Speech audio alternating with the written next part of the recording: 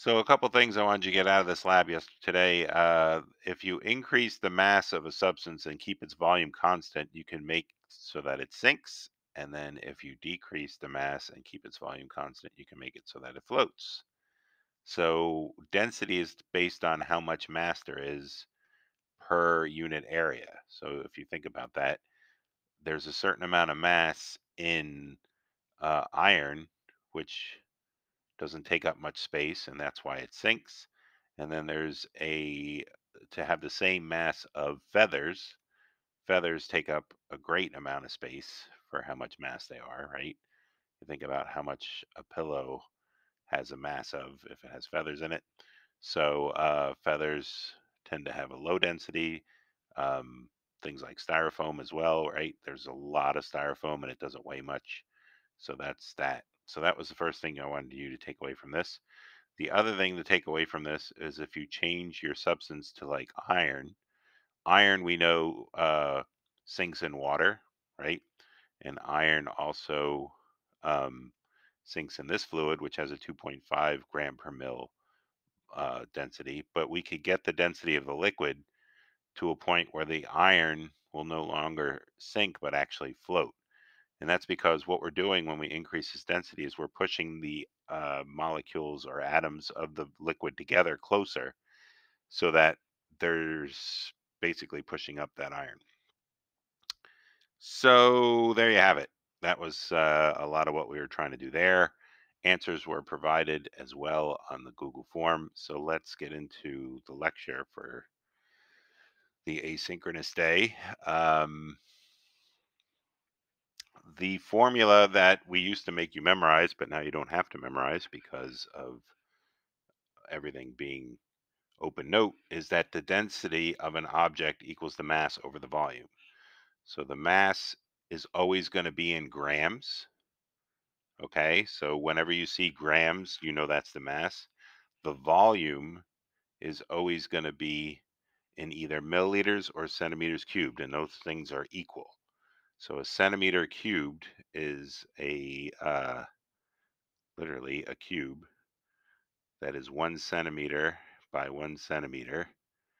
And then there's also a depth of 1 centimeter. So the space that that takes up equals 1 milliliter. So you're going to need to know that those things are equal. So these are just some ways that people have been able to memorize this. Density equals a heart with a line through it, and that looks like the mass, right? The top part of the heart looks like an M for mass, and the bottom part of the heart looks like a V for volume. And then it's divided by right there. This triangle is very helpful. So basically, if you're trying to find the density, we'll make density purple, I guess. If you're trying to find the density, you take the mass and you divide it by the volume.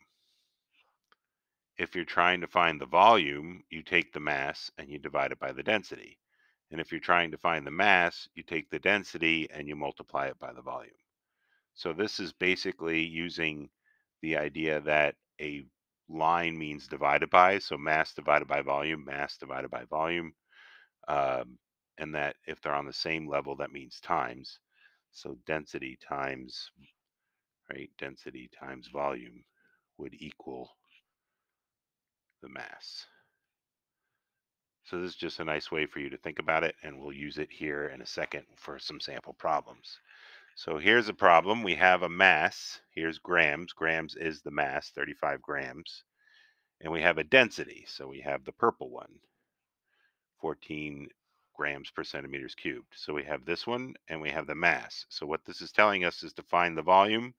We're going to take the red one and divide it by the purple one.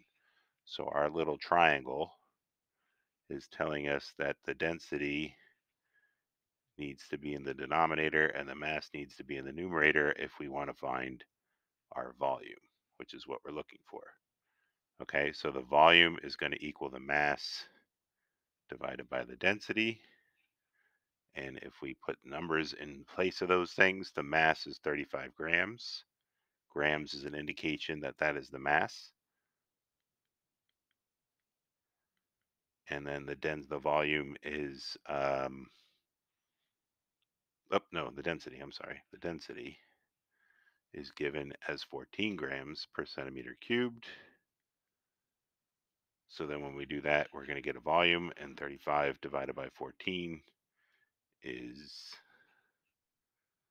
2.5. So the volume is 2.5, and the units of that are the centimeter cubed because the grams will cancel. We'll talk about that a little more next week. But volume is either centimeters cubed or milliliters. As long as you put that as your units, you're in good shape. So for this next one, we have a density provided for gold. So it's given what the density of gold is, and a cube measures 2 centimeters on each side. Now we just talked about how if you have a cube that is 1 centimeter on each side, that equals a milliliter. So if you have one that's 2 centimeters on each side,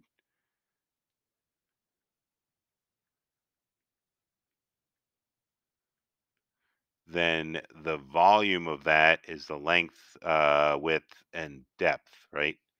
So therefore, it's 2 times 2, whoops, 2 centimeters times 2 centimeters times 2 centimeters.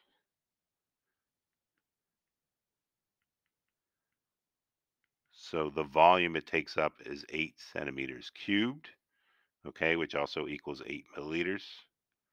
And so now we have a density. So if we're looking at our triangle, we have the density and we have the volume, and we're looking for the mass.